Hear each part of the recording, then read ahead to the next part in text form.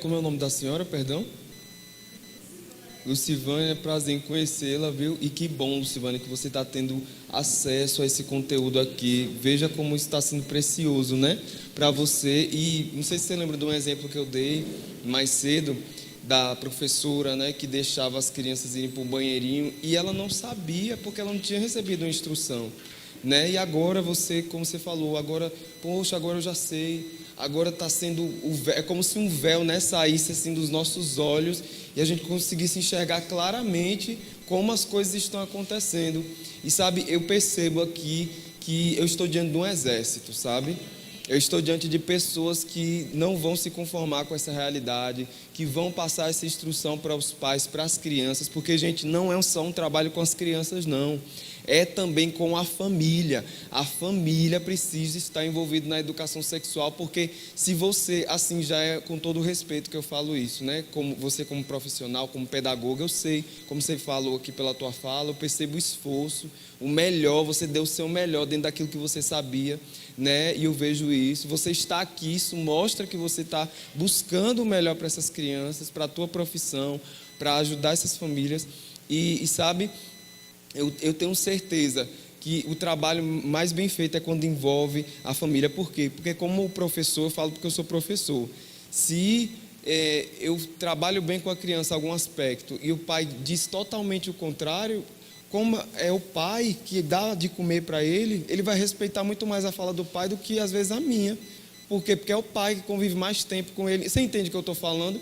Então, se eu trabalho bem os pais, aqueles adultos que convivem com aquela criança, vai ser um trabalho show de bola, você entende? Então, já é um conselho que eu quero dar para vocês que são profissionais da educação, trabalhe a educação sexual, não só com também os pais. Se você puder envolver até o porteiro da escola, envolva, sabe? Faça mesmo na escola, promova isso, porque vocês estão habilitados.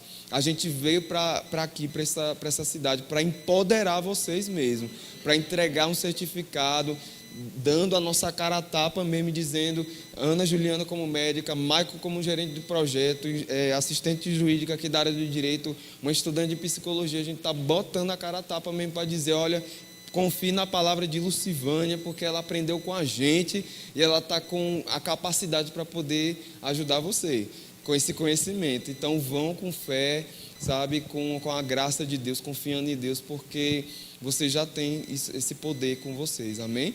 A favor de vocês, viu? Obrigado aí pela consideração. Antes de vir para cá, eu estava acessando o site do Ministério da Saúde e, tipo assim, os casos de abuso em 2020 subiram de um modo, tipo assim, absurdo. Na pandemia, muito mais crianças foram abusadas, porque estavam dentro de casa, entendeu? As crianças não são mais abusadas fora de casa. As crianças são abusadas dentro de casa. E o que é pior, porque é por pai, por mãe, por irmão. Então, imagina, aquelas pessoas que estariam ali para te dar segurança, para te dar amor, para te dar carinho, se tornam as pessoas que vão te machucar, que vão te deixar ferida, que vão te deixar com sequelas para o resto da vida. Então, a gente realmente tem que passar essas instruções para as outras pessoas. Isso, e eu queria tocar num ponto que a Daiane falou sobre a questão da superproteção. A gente tem que ter cuidado. Usando até uma fala dela mesmo, né, que ela falou, foi algo excessivo, né, que eu tentei implementar com a minha filha. Quando a gente está estudando na educação sexual, sempre eu bato nessa tecla sobre a brincadeira, sobre o coração da brincadeira, que é o quê? Leveza e espontaneidade. Se a gente for tratar com esse tema de uma forma pesada, vai ficar aquela investigação policial, a criança vai ficar com medo, vai ficar ansiosa, meu Deus do céu, e não é por aí, sabe? A superproteção, ela até evita que a criança tenha o seu aprendizado na vida como ser humano, porque a vida é também sobre cair, se machucar e levantar. A gente vai passar a instrução, com certeza, para evitar que as quedas sejam as piores possíveis, como um caso de abuso sexual, mas, por exemplo, se essa criança, ela acontecer, alguém tocar de uma forma, ela vai saber se defender, você entende? Você não precisa, como pai, como mãe, estar ligando o tempo todo, onde é que você está, o que você está fazendo, quem é que está com você. porque isso só demonstra que você talvez não tenha tanta confiança assim em Deus, que Deus, o próprio Deus é capaz de proteger essa criança, e também não confia na criança que você tem dentro de casa, com o conhecimento que você entregou para ela. E a criança, ela precisa sentir essa confiança da sua parte. Por quê? Porque um dia ela vai sair da tua casa, você não vai ficar com teu filho para sempre, né? E quando eu saí da casa de minha mãe, ela decidiu entregar nas mãos de Deus mesmo, sabe, o cuidado da minha vida, porque você imagina para a mãe deixar um filho, né, depois de tanto tempo, ainda mais um filho que foi abusado, e para se virar no mundo aí. Mas ela deixou. Gente, as consequências que eu tinha do abuso eram tão grandes que às vezes eu estava com um copo na mão, do nada o copo caía. Por quê? Porque eram consequências motoras, e Deus me curou disso, graças a Deus, sabe? Hoje eu tenho minha casa, eu consigo botar a água no filtro sem cair, sabe? E é Deus quem faz isso, é Deus quem cuida, amém? Fé para cuidar, sabe? Entrega o conhecimento para a tua criança e deixa ela correr com esse conhecimento, deixa ela brincar, deixa ela, sabe? Quando ela vê que alguém está querendo botar ela no colo de um jeito diferente, com conhecimento, a sementinha que você já botou dentro dela, ela mesma vai saber se defender, pode ter certeza. Porque você, como pai, como mãe, não vai estar 24 horas com os olhos ali no teu filho. Isso é uma coisa que você precisa colocar na sua mente, porque senão você vai ficar pirado, você vai pirar, você não vai dormir de noite. Teu filho, como adolescente, às vezes vai sair, porque, sei lá, vai para algum evento, alguma coisa, e aí eu conheço histórias de mães que não dormem, viram a noite acordada. Então é bom a gente exercitar essa fé também, sabe? Para confiar o ensinamento que você deu para o seu filho. Eu vou dar um exemplo de Michilene Salles, que participou comigo da primeira live. Ela falou o seguinte, que teve um dia que a filha dela brigou com um coleguinha, e aí a filha dela ficou tão nervosa que na hora ela não conseguiu pedir desculpa. Aí o que Michilene fez? Ela confiou naquilo que ela tinha ensinado para a filha dela. Eu vou confiar. Quando foi no outro dia, a filha chegou para o coleguinha, pediu desculpa, do jeito que a mãe tinha ensinado. Por quê? Porque ela já estava calma. Lembra que eu falei hoje sobre a questão da criança se acalmar e ela pôr para fora, né, ela aprender o córtex, o CPF dela, né, o córtex pré-frontal, né, e ela começar a alinhar o autocontrole e as emoções e a pensar de uma forma lógica e racional. Então, ela pediu desculpa para o coleguinha e a mãe ficou assim com o olho brilhando, né? Porque a filha conseguiu pôr em prática um conhecimento que ela tinha semeado. Então, levante sua mão se você é pai ou mãe e diga assim: eu vou confiar no cuidado de Deus para todas as sementes que eu semear nos meus filhos. Amém? Motivos. Alguém pode ler aí o primeiro? Página 24. Página 24. Por que uma criança não conta que está sendo abusada? O primeiro motivo que está aí, alguém pode ler, por favor? Confunde abuso com afeto, a gente já falou sobre isso. A criança confunde, às vezes, com o abuso ali, que é uma carícia, né? E ela confunde como um carinho, você entende? O abusador convence a criança de que ela está gostando, eu já falei sobre isso, né? Então, quando a criança ela se sente estimulada, ou ela sente até algum prazer, essa sensação de culpa aumenta. Vergonha e culpa, já falamos sobre isso. Tortura emocional, então existe um medo aí de que alguém não vai acreditar nela, dela ser expulsa de casa, dela não ser mais amada pelos pais ou pelos responsáveis, dela morrer ou dos pais morrerem. Então, isso daí também são motivos. Se estabelece um pacto de silêncio. Então, quais são as frases mais cruéis que o abusador utiliza? Olha, se você contar, a sua mãe, ela não vai suportar ouvir, ela vai morrer na mesma da hora. Tem criança que acredita nisso. Ou se você contar para os seus pais o que a gente fez aqui, eles vão te odiar para sempre. Acontece isso também. Eles ameaçam dizendo que vão bater na mãe. Diz o seguinte também: se você contar para sua mãe nosso segredo, eu vou na sua casa, no seu trabalho, no trabalho dela, eu vou matar ela. Você vê que são todas ameaças, né?